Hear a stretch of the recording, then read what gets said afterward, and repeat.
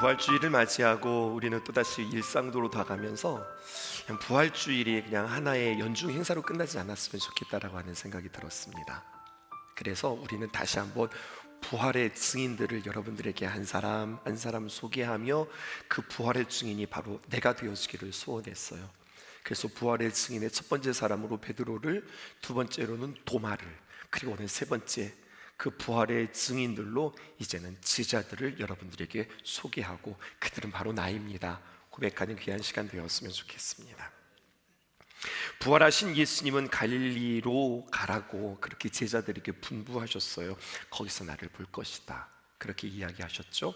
성경 말씀 찾아볼게요. 마태복음 28장 10절에 있는 말씀입니다. 우리 함께 읽어보겠습니다. 시작.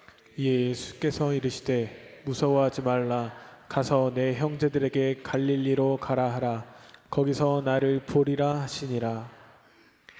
부활하신 예수님께서 왜 갈릴리에서 제자들과 함께 만나자 그렇게 말씀하셨을까요? 갈릴리가 의미하는 것은 무엇일까요? 예수님이 어디서 돌아가셨습니까? 십자가에서 돌아가셨죠. 그 장소가 어딘 줄 아세요? 예루살렘 성 밖에 있는 골고다 언덕에서 예수님께서 십자가에 못 박혀 죽으셨어요. 그런데 그때 말이에요, 성문 밖에서 십자가에서 예수님께서 죽으시는 그 순간 성 안에 있는 예루살렘 성전에서는 그 동일한 시간에 놀라운 기적과 같은 일들이 일어납니다. 그것은 바로 무엇이냐면 성전의 말이에요, 땅에서부터 하늘까지 큰 휘장이 가로막혀 있었는데 예수님께서 죽으시는 그 순간에 휘장이 쫙 갈라지는 거예요. 휘장이 갈라지는데 아래서부터 위로 갈라지면 밑에서 치면 되는 건데, 놀랍게도 그 휘장은 위에서부터 아래로 갈라지는 역사가 일어났습니다. 무엇을 의미하는 걸까요? 여러분, 그것은 바로 하늘과 땅이 만나는 자리, 예수님께서 십자가의 죽으심으로 말미암아 이제 하나님과 우리가 대면하여서 소통할 수 있는 자리로 하나님께서 그 자리를 다시 한번 거룩하게 만드시는 거예요.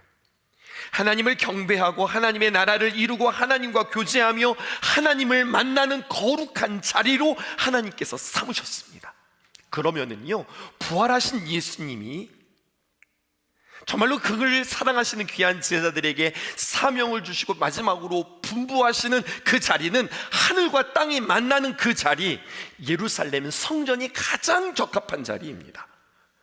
근데 오늘 성경을 보았더니 그 예루살렘 성전에서 제자들을 만나자고 그렇게 말씀하시는 것이 아니라 뜬금없이 갈릴리에서 만나자고 그렇게 이야기하는 거예요.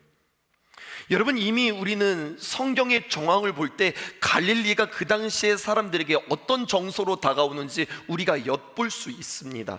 요한복음 1장 45절에서 46절 상반절에 보면 빌립이 나다나엘을 찾아 이르되, 빌립이 메시아 예수님을 만났거든요. 야, 내가 예수님을 만났어 하면서 나다나엘을 찾습니다. 모세가 율법에 기록하였고 여러 선지자가 기록한 그를 우리가 만났으니 그가 누군 줄 알아?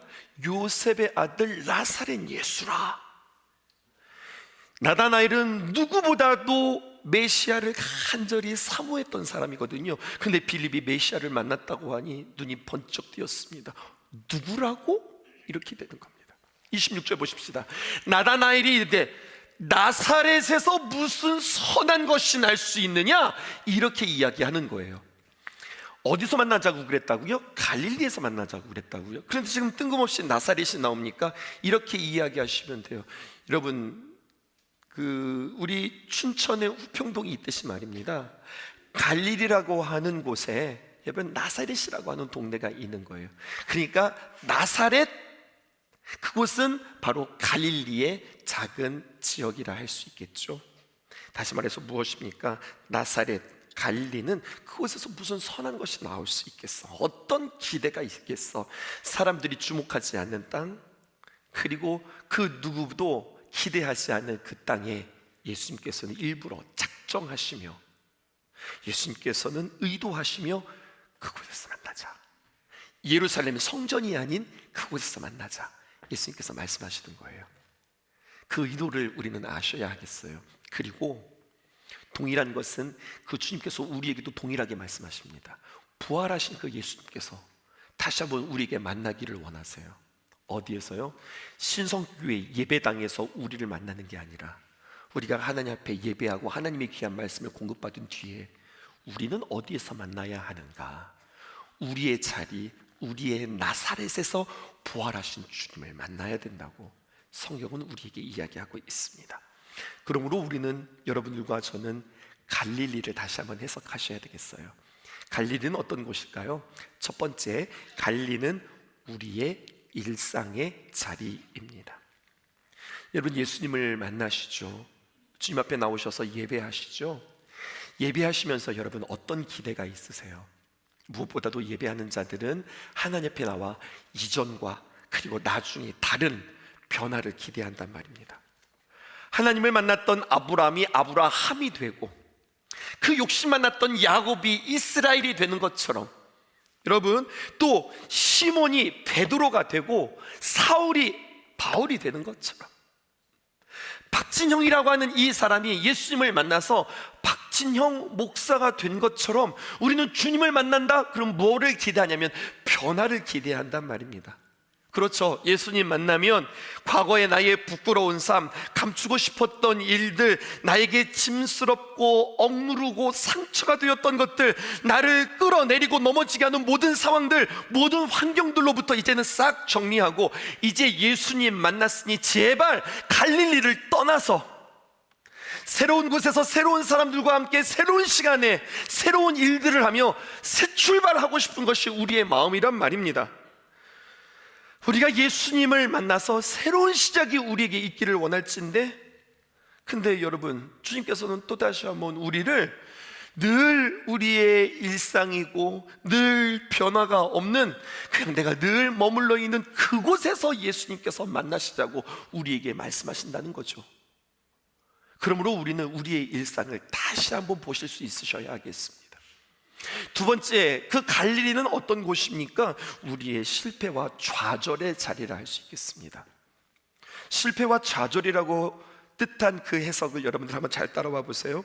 예수님께서 베드로를 만났을 때 첫 장면입니다. 지난주에 여러분들과 함께 나누었던 장면이기도 한데요, 이 베드로가 다시 한번 처음의 자리로 돌아갔습니다. 근데 그 처음의 자리로 돌아갈 때는요, 기대와 그리고 어떤 꿈이 있어서 돌아간 것이 아니라 이제껏 내가 예수를 따랐는데 헛짓이었네, 이 생각이 들었던 거예요. 먹고 살기는 해야 되겠고 내가 할 수 있는 것이란 고기 잡는 일이니 차라리 나는 고향에 들어가서 나는 그물을 내리며 고기나 잡아야 되겠다 생각했던 거예요. 그런데 그렇게 그 갈릴리를 자신이 한번 어쩔 수 없이 돌아간 그 자리이기도 하지만, 여러분, 지지난주에 나누었지만 그 자리는 어떤 자리이기도 하냐? 예수님과 처음 만났고 그리고 예수님으로부터 완전히 자기 자신이 무너졌던 자리이기도 합니다. 밤새 그물을 내렸지만 물고기 한 마리도 잡지 못했던 베드로에게 처음에도 나타나셨고 마지막에도 나타나셨어요. 처음에 나타나셔서 베드로에게 뭐라고 말씀하시냐? 깊은 곳에 가서 그물을 내려라, 그렇게 이야기하는 거예요. 그때 속으로 생각하셨죠. 이분 뭔가를 잘 모르네. 고기를 잡으면은 깊은 곳에서 잡으려는 것이 아니라 얕은 곳에서, 물이 섞이는 곳에 가서 그물을 내려야 고기들이 잡히지, 어디 무슨 깊은 자리야 라고 그는 마음속에 생각했을 거라고요. 마지막에 만났을 때도 마찬가지입니다. 밤새 고기를 잡았지만 고기가 잡혀지지 않는 거예요. 그물질만, 헛그물질만 할 뿐입니다. 이번에는 깊은 곳이 아니라 오른쪽으로 그물을 내리라 라고 이야기하는 거죠. 안 될 것 같은 거거든요. 자신의 경험치, 자신의 전문적인 지식, 자신이 잘할 수 있다고 하는 그 이야기가 산산이 무너졌던 자리, 바로 갈릴리입니다. 그 이야기 조금 더 자세히 볼까요? 누가복음 5장 4절에서 6절입니다. 말씀을 마치시고 시몬에게 이르시되 깊은 데로 가서 그물을 내려 고기를 잡으라. 시몬이 대답하여 이르되 선생님, 아멘입니다. 이렇게 순종하고 간 게 아니라 꼭 한마디 딱 붙이죠. 뭐라고 붙이느냐? 밤이 새도록 수고하였을 때 잡은 것이 하나도 없어요. 하지만 말씀에 의지하여서 그물을 내리겠습니다. 근데 그렇게 순종하는 그의 마음은 아주 신나고 기대가 그 안에 충만하여서 그물을 내리는 게 아니라 뭐 이런 게 다 있어 라고 하는 마음으로 그물을 내렸는데 정말로 그물이 찢어지듯 잡히게 되어지는 놀라운 역사가 일어났잖아요. 그리고 그는 뭐라고 이야기합니까? 시몬 베드로가 이를 보고 예수의 무릎 아래 엎드려 이르되, 누가복음 5장 8절입니다. 주여 나를 떠나소서, 나는 죄인이로소이다. 우리가 함께 살펴본 본문이에요. 그런데요, 이 본문을 다시 보는데 우리들의 삶이 생각이 나는 거예요. 여러분, 여러 인생을 살아오신 그 시간들을 가지고 있는 여러분들이 제각각 지금 앉아 있습니다. 10대부터 시작해서 20대, 30대, 40대, 50대, 60대, 70대, 80대까지도 앉아 계신 것 같습니다. 90대도 계신가요? 여러분, 이렇게 인생들을 쭉 살아오시는 그 인생의 연주들이 다 다른데 말이죠, 놀라운 것은 이들이 한 가지 공통적으로 이야기하는 것, 내 뜻대로 안 되더라는 이야기예요. 내 계획대로, 내 생각대로, 내 예상대로 나의 인생이 그렇게 되어지지 않더라는 이야기예요. 이거 정말 당연히 그렇게 되어지는 일인데, 이것은 정말 뻔한 일인데, 이제까지 그렇게 계속해서 다 되어졌던 일인데 왜 갑자기 안 되냐고요. 그런데 이러한 일들이 우리에게 아주 희귀하게 있는 것이 아니라 우리의 인생의 다반사니, 그러니 그 누구도 우리의 인생에 대해서 장담할 수 있는 사람이 없더라는 이야기입니다. 그렇게 우리는 인생 앞에 겸손할 수밖에 없어요. 갑자기 나에게 이런 병이 생긴다고? 갑자기 우리 자녀들에게 이런 일이 생긴다고? 갑자기 나에게 이런 일들이 벌어졌다고? 때로는 너무나도 감당할 수 없는 기쁨의 일들에, 때로는 너무나도 감당할 수 있는 너무나도 큰 아픔에 우리는 우리의 인생을 얼마나 헛적거리면서 살아가는 우리들의 모습은 아닌지요. 그래서 우리는 어떻게 됩니까? 그 인생 앞에서 우리는 자신 있기보다는 무참히 깨질 수밖에 없는 인생이라는 겁니다. 두 가지 해석되셨어요? 갈릴리는 무엇입니까? 우리의 삶의 자리입니다. 또 갈릴리는 어떤 자리입니까? 우리가 자신할 수 없는 자리였다는 거죠. 근데 여러분, 그렇게 우리의 삶의 자리에, 또 우리가 자신할 수 없는 그 자리에 세 번째 갈릴리는 전혀 다른 해석을 우리에게 줍니다. 무엇인가? 그 갈릴리는 예수님이 뜨겁게 사역했던 자리라고 하는 사실이에요. 복음서에 보면 예수님께서 유난히 갈릴리에서 많은 사역을 펼치셨음을 보게 되었습니다. 예수님께서 두루두루 다니면서 많은 사역, 많은 가르치시고 또 고치시고 또 그들을 위로하시고 그들을 세우시는 많은 일들이 있었는데, 유독 갈릴리에서 참 많았어요. 병을 고치기도 하셨고요, 묶임을 풀리는, 다시 말해서 귀신을 내쫓는 일도 갈릴리에서 많이 하셨고요. 뿐만이 아닙니다. 귀신은요, 그냥 그 귀신의 장난뿐만이 아니에요.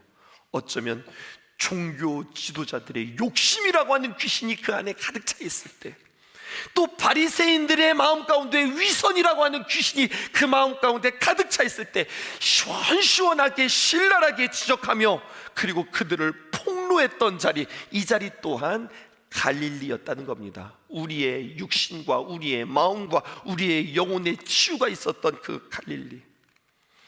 그래서 예수님은요, 참 힘쏟아서 일하시고 사역하셨던 곳이 갈릴리라고 하는 것이죠. 이제 여러분들 정리되십니까? 갈릴리란 우리의 삶의 자리요, 또 우리의 실패의 자리이기도 하지만 끊임없이 우리에게 치밀하게 다가오셔서 매 순간순간마다 우리의 삶을 간섭하시는 자리도 갈릴리였다고 하는 거예요. 그리고 말씀하시지요. 그 갈릴리에서 다시 한번 부활의 주님을 만나고 그 부활의 능력을 알아서 이제는 네가 살 때에 요한의 아들 시몬으로 살아가는 게 아니라 부활의 능력을 만났으니 이제는 하나님의 아들 베드로로 살아라. 부활의 능력을 정확하게 깨달아 이제는 세베대의 아들들 야고보와 요한으로 살아가는 것이 아니라 예수님의 사람들, 예수님의 사도 야고보와 요한으로 살라, 다시 한번 그들에게 기대하시는 거예요. 그러면서 내가 누구인지 아니? 주님께서 이렇게 말씀하십니다. 오늘 중요한 본문입니다. 예수께서 나와 말씀하여 이르시되 하늘과 땅의 모든 권세를 내게 주셨으니, 이렇게 이야기합니다. 오늘 이 말씀을 반드시 해석하고 가셔야 돼요. 특별히 여러분, 권세라고 하는 말이 있습니다. 이 권세를 영어 성경으로 보았더니 authority 이렇게 표현하고 있어요. 권위, 권력, 지휘권, 이렇게 해석이 되어지더라고요. 권세라고 하는 말을 들었을 때 여러분 어떤 뉘앙스로 여러분들의 마음 가운데 다가오십니까? 권세라고 하는 말이 누군가를 강제하고 압제하여서 자기의 의지를 관철시킬 수 있는 힘으로 여러분들 해석되어지세요. 성경이 말하는 권위는, 성경이 말하는 권세는 오히려 완전히 뒤집힌 해석입니다. 예수님의 권세는요, 하늘의 뜻이 땅에서 이루어진 것과 같이 이 땅에서도 그 하늘의 뜻을 이루는 것, 이게 권세라는 거예요. 조금 어려우시죠? 이런 겁니다. 하늘의 뜻과 이 땅에서의 성취가 각각이 아니라는 거예요. 따로 국밥이 아니라는 거예요. 하나님의 뜻이 그대로 이 땅에 실현되는 거예요. 이 세상의 권력과 이 세상의 권위는 어디서 시작되는 거예요? 권위자에서 시작되는 거예요. 힘을 가진 자, 권력자, 재력가에게 그 권위와 그 통솔력과 그리고 그 지휘권이 주어지는데, 예수님의 권위는요, 사람에게서 비롯된 것이 아니라 하늘에서 공급되어진다고요. 이해되시죠? 뿐만 아니라 자기 이익을 위하여서 남을 희생시키는 세상의 권위와는 달리, 여러분, 다른 이들의 유익을 위하여서 자기 자신을 희생시키는 권위입니다. 다른 사람들 위해서 군림하는 권위가 아니라 모든 사람들의 종이 되어지는 권위요, 종이 되어지는 권세라고 하는 이야기죠. 그 주님께서 우리에게 이렇게 이야기하세요. 하늘의 권세와 하늘의 권위를 가지신 이가 20절 볼지어다 내가 세상 끝날까지 너희와 항상 함께 있으리라, 이것을 약속하는 거예요. 그러니까 여러분, 부활의 주님을 만났다, 내가 부활의 주님과 함께 살아간다라고 하는 뜻은 어떤 뜻이냐면, 야, 예수님 부활하셨대, 이것으로 끝난 것이 아니라 부활하신 주님이 항상 내 곁에 계신다고 하는 사실이에요. 좋으세요? 힘이 되세요? 그런데 여러분, 이것을 제대로 해석하시라고요. 18절을 다시 한번 보실게요. 예수께서 나와 말씀하여 이르시되 하늘과 땅의 모든 권세를 내게 주셨다라고 이야기하고 있어요. 내게라고 하는 부분에 밑줄을 치셔야 합니다. 여기서 말하는 나는 누구입니까? 제자들입니까? 예수님입니까? 예수님이세요. 여러분, 이거를 제대로 해석할 줄 알아야 우리가 방향을 제대로 잡을 수 있고요. 여러분, 이것을 제대로 할 때 이단에도 빠지지 않은 거예요. 하늘과 땅의 권세가 누구에게 있다고요? 예수님께 있다고요. 그런데 어쩌면 여러분, 우리는 이제까지 잘못 말씀을 들었을런지도 모르겠습니다. 어떻게 잘못 들었어요? 이렇게 잘못 들었어요. 주님께서 하늘과 땅의 모든 권세를 여러분들에게 주셨습니다. 그러므로 아멘이요? 여러분 잘 들으셔야 됩니다. 그러므로 세상에 나아가는 여러분, 걱정하지 마십시오. 두려워하지 마십시오. 하나님께서 여러분들에게 귀한 권세를 주셨으니 그것 가지고 담대하게 세상에 나아가 싸워 이기십시오. 누가요? 내가요. 틀린 해석이라는 거예요. 경청하십시오. 하늘과 땅의 권세는 오직 한 분, 예수님만이 가지고 계시는 겁니다. 우리에게 권세가 있다면 하나님의 자녀가 되어지는 권세예요. 다른 말로 말하면은 이것을 이렇게 표현할 수 있습니다. 관계의 권세라고요. 이게 승리의 비결이에요. 여러분, 오늘 이 말씀을 꼭 깨달으셨으면 좋겠습니다. 주님께서 우리와 함께 계심으로 말미암아 내가 일하는 것이 아니라 주님께서 일하신다고요. 주님께서 해결하시고 주님께서 완성해 가신다고요. 이 이야기가 요한복음 14장, 15장, 16장 계속해서 이 이야기들이 기록되어져 있음을 보게 되었습니다. 다 찾아드릴게요. 요한복음 14장 14절입니다. 내 이름으로, 누구 이름입니까? 예수님의 이름으로 무엇이든지 내가 구하면, 내게 구하면 누가 행한다고 합니까? 예수님께서 일하시는 거예요. 예수님께서 행하시는 거예요. 예수님께서 고치시고 예수님께서 회복시키시는 거예요. 요한복음 15장 7절에 있는 말씀입니다. 너희가 내 안에 거하고, 예수님 안에 거하는 거죠. 내 말이, 예수님의 말이 너희 안에 거하며 무엇이든지 구하라. 그리하면 이루리라. 누가 이루시는 겁니까? 예수님이 이루시는 겁니다. 요한복음 15장 16절입니다. 너희가 나를 택한 것이 아니요 내가 너희를 택하여 세웠나니 이는 너희로 가서 열매를 맺게 하고 또 너희 열매를 항상 있게 하여 내 이름으로, 누구의 이름입니까? 예수님의 이름이에요. 아버지께 무엇을 구하든지 다 받게 하려 함이라. 하나만 더 보십시다. 요한복음 16장 23절입니다. 그날에는 너희가 아무것도 내게 묻지 아니하리라. 내가 진실로 진실로 너희에게 이르노니. 굉장히 중요한 표현이죠. 내가 진실로 진실로 너희에게 이르노니 너희가 무엇이든지 아버지께 구하는 것을 내 이름으로 주신다. 이 모든 것의 역사의 주체는 우리 예수님이십니다. 우리는요, 이 예수님과 무엇을 누려야 되냐면 관계의 권세를 누리셔야 되는 겁니다. 내가 예수님으로부터, 내가 하나님으로부터 어떤 힘과 능력을 받아서 내 힘으로 뭔가를 해내는 것이 아니라 하나님과의 관계 안에서 하나님께서 일하시도록 우리는 주님과 함께 동행하는 삶들을 훈련하시고 하나님께서 하심을 바라보며 우리는 찬송하도록 이사야서 43장 21절에 기록되어져 있다고요. 여러분, 특별히 내가 하나님 앞에 어떤 은사를 받았다고 생각하십니까? 하늘의 어떤 능력을 받았다고 생각하십니까? 그래서 내가 기도해주면 낫고, 내가 중보해주면 뭔가 되어지고, 내가 어떤 사람들을 치료할 수 있다고, 그 능력이 하나님께로부터 내게 부어져서 내가 그 능력을 행한다고 생각하십니까? 이러니까 이단이 되는 겁니다. 이러니까 교주가 되는 겁니다. 그러니까 사람들은 누구를 신봉하기 시작하면 그렇게 능력을 행하는 그 사람이라고 생각하고 그 사람에게 매어 사는 겁니다. 그렇게 기도해주고 아주 자연스럽게 대가를 요구하고 헌금을 받아 가로채고, 그리고 사람 앞에서 군림하는 거죠. 여러분, 이것이 타락입니다. 오늘 말씀을 꼭 기억하세요. 하늘과 땅의 권세는 누구에게 있느냐? 예수님께 있습니다. 우리는 무엇하면서 살아가는 겁니까? 그 예수님께 가까이 붙어서 늘 예배하며 공급받으며 주님 앞에 아뢰며 그님과 교제하면서 살아가는 이 훈련들을 통하여, 주님께서 내 곁에 계셔서 나는 할 수 없는데 주님께서 해가시네, 이것들을 경험할 수 있으셔야 되는 겁니다. 그런데 오늘 주님께서 우리와 함께 하시는 그 주님이 우리에게 명령하셨다는 겁니다. 우리와 함께 하시는 그 주님께서 내가 너에게 일할 수 있도록, 내가 너에게 풍성한 삶을 살아갈 수 있도록 너는 그냥 가만히 그냥 나에게만 붙어 있는 것이 아니라 네가 할 일이 있어. 우리에게 동사 네 가지를 이야기합니다. 그것이 19절에서 20절에 있는 아주 유명한 말씀입니다. 우리 함께 읽어보십시다. 시작. 그러므로 너희는 가서 모든 민족을 제자로 삼아 아버지와 아들과 성령의 이름으로 세례를 베풀고 내가 너희에게 분부한 모든 것을 가르쳐 지키게 하라. 여기에 네 가지의 동사가 있어요.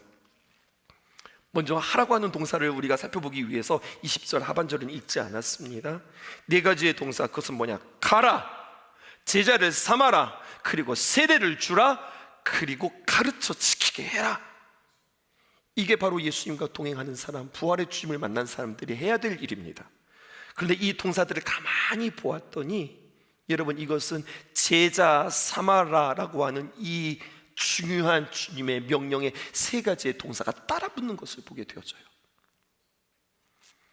오늘 이 말씀이 여러분들에게 부담스럽게 여겨질 수도 있고 어떻게 보면 잘못 해석할 수도 있는데 오늘 잘 해석하시고 여러분 이 말씀대로 살아가셨으면 좋겠어요. 결국 주님께서는 우리에게 무엇 하라 하냐면 제자 삼으라고 이야기하는 거예요.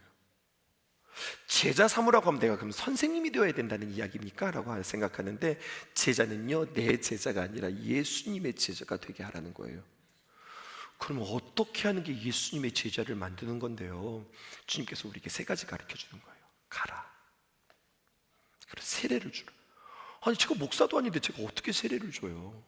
그리고 가르쳐 지키게 해라. 이게 어떻게 가르치는 건데요? 하나하나 풀어드릴게요. 먼저 여러분, 부활의 주님을 우리는 이 신성교회 예배당에서 만나는 것이 아니라, 여러분 성경은 더 구체적으로 우리에게 여러분들의 자리 갈릴리에서 만나야 된다고 이야기해요. 그리고 그 갈릴리에는 주님께서 참 사랑하시고 귀하게 여기시는 수많은 영혼들이 있다고 하는 사실입니다. 너희는 교회의 빛이라, 너희는 교회의 소금이라. 아멘이십니까? 아니잖아요. 우리는 교회의 소금이라, 우리는 교회의 빛이라라고 말씀하지 않았어요. 너희는 세상의 빛이라, 세상의 소금이라. 그러면 우리는 자꾸만 우리들끼리 모여서 살아가는 게 아니라 우리는 자꾸만 세상으로 나아가야 되는 겁니다. 가라! 가는데 그냥 가는 것이 아니라 어떻게 가는 거예요? 무조건 가는 것이 아니라 준비해서 가라는 거예요. 무엇을 준비했냐? 기도로 준비하고 고민해야 되고, 여러분들 사랑으로 품을 각오를 하고 가야 되고, 사랑한다 그러면 상처받을 각오도 하고서 세상으로 나아가시란 말입니다. 귀한 영혼들에게 나가셔야 되는 겁니다. 가라! 그리고 두 번째, 세례를 베풀라라는 거예요. 사람들을 바라볼 때, 그들의 문제를 볼 때에 여러분, 그들이 여러 가지 표면적인 육체의 문제, 관계의 문제, 질병의 문제, 여러 가지 많은 문제들을 보게 되어질 거예요. 근데 여러분, 진짜 문제는 뭔 줄 아세요? 표면적인 문제가 진짜 문제가 아니라 그 심령 가운데 있는 죄의 문제가 큰 문제인 거예요.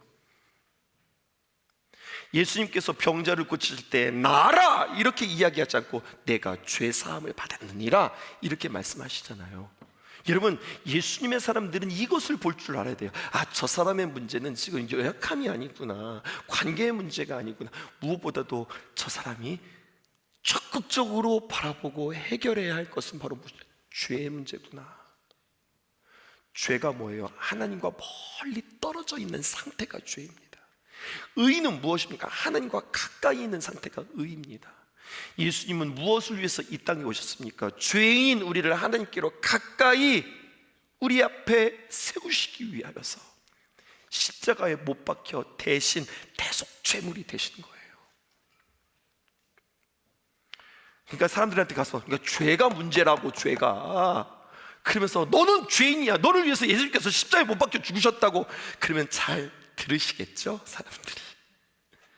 그렇지는 않을 거예요. 그래서 여러분, 이렇게 그들에게 나아가 세례를 주고 그들에게 죄의 문제를 깨닫게 하는 것이 아니라 그들의 문제를 들고 내가 기도해 줄게요. 그 우리 주님께서 해결하실 수 있어요. 예수님을 소개하고 그들의 문제를 내 안으로 끌어 품는 거죠. 위에서 기도할게요. 하나님의 귀한 역사를 보자고요. 믿음 가지고 여러분들 기도하시는 겁니다. 그리고 어떻게 합니까? 가르쳐 지키게 하라. 가르쳐야 된다니까 성경의 많은 정보들을 내가 머릿속에 담아서 그리고 그것을 가지고 잘 이야기해야 될 것 같죠. 이단들은 그렇게 해요.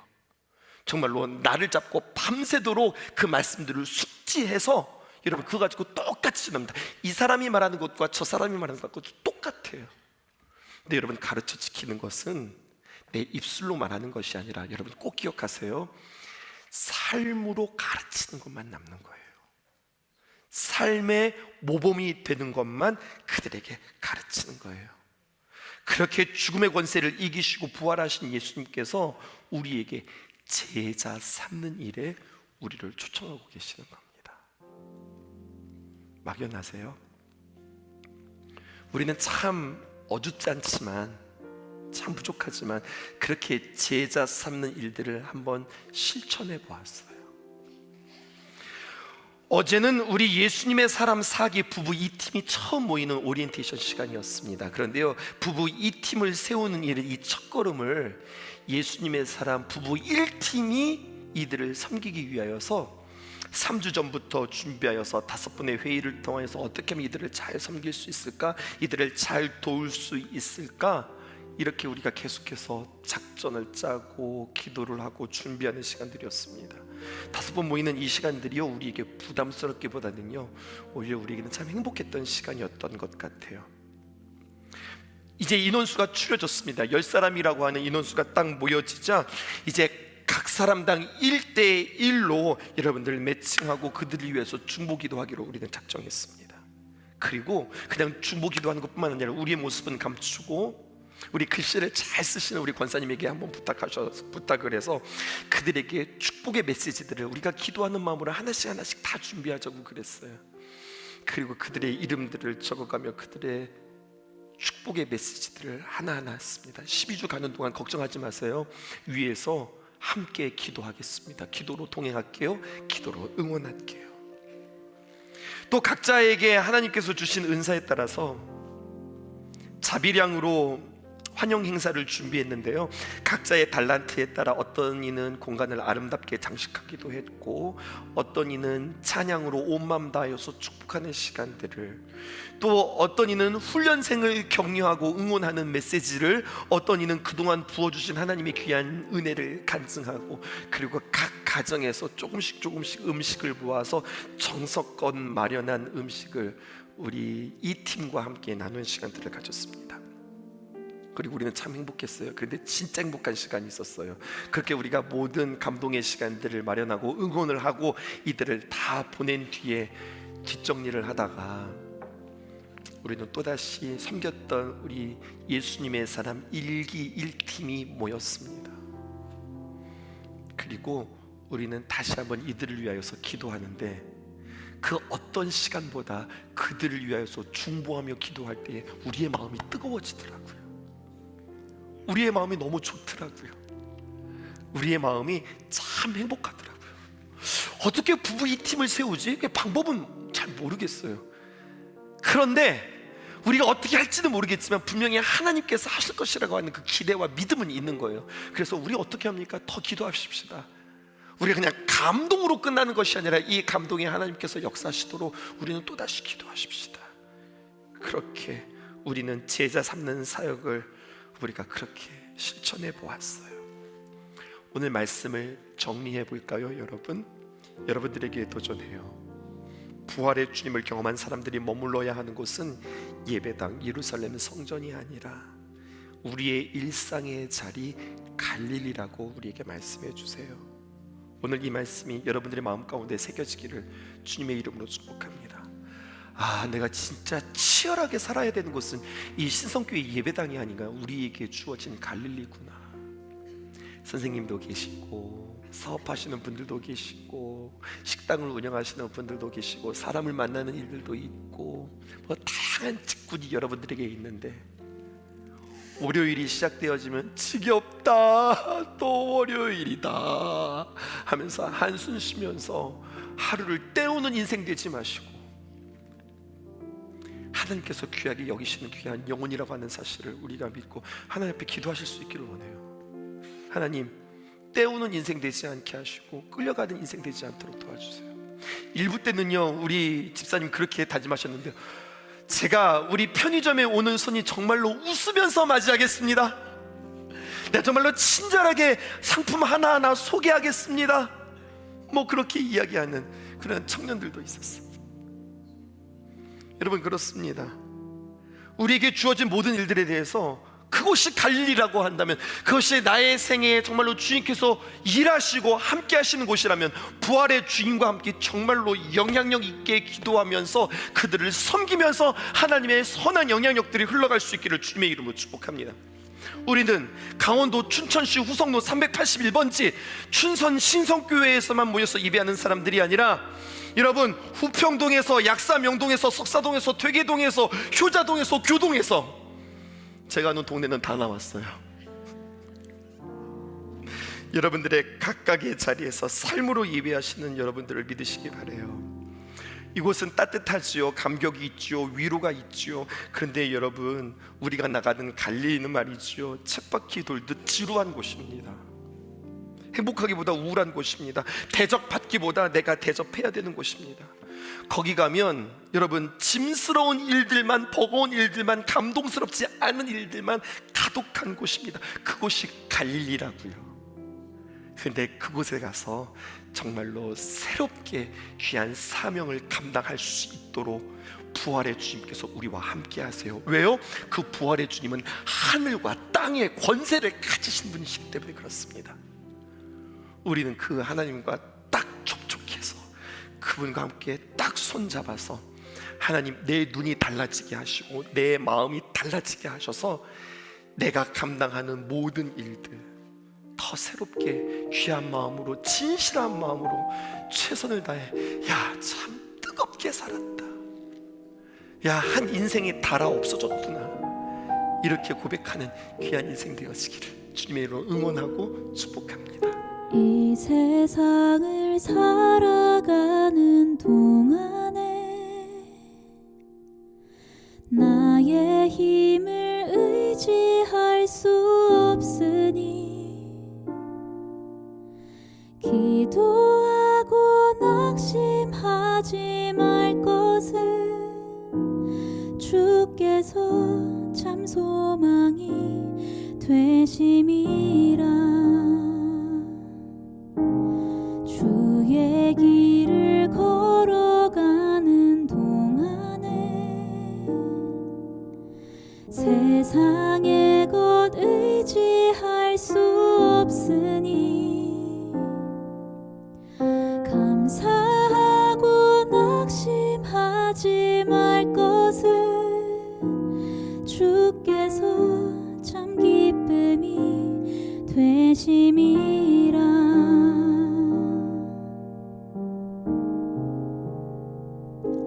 하나님의 꿈이 나의 비전이 되고 예수님의 성품이 나의 인격이 되고 성령님의 권능이 나의 능력이 되길 원하고 바라고 기도합니다.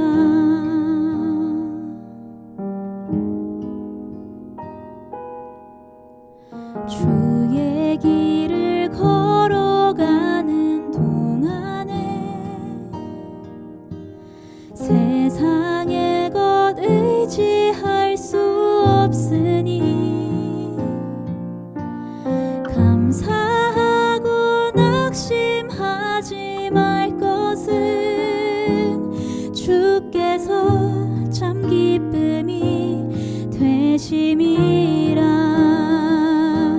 하나님의 꿈이 나의 비전이 되고 예수님의 성품이 나의 인격이 되고 성령님의 권능이 나의 능력이 되길 원하고 바라고 기도합니다. 하나님의 꿈이 나의 비전이 되고 예수님의 성품이 나의 인격이 되고 성령님의 권능이 나의 능력이 되길 원하고 바라고 기도합니다.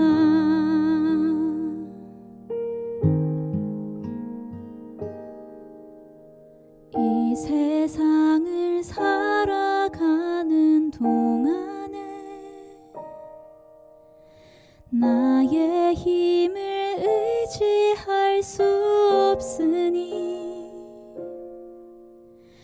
기도하고 낙심하지 말 것은 주께서 참 소망이 되심이라.